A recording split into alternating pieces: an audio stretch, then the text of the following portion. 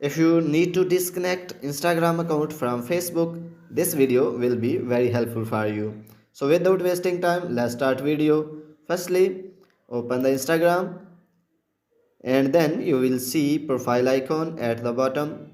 Click on it. And then you will see three lines on top right. Click on it. And then you will see setting options. Click on it.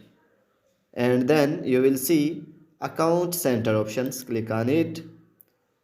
And then you will see account options. Click on it.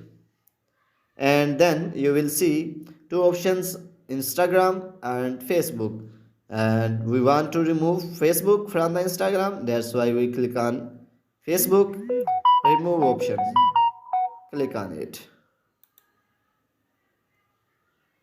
So click on first option, remove account, then click on continue, and then confirm it for remove Facebook from the Instagram. So in this way you can disconnect or remove Facebook from the Instagram. If this video is helpful for you, please like it and subscribe our channel. Thanks for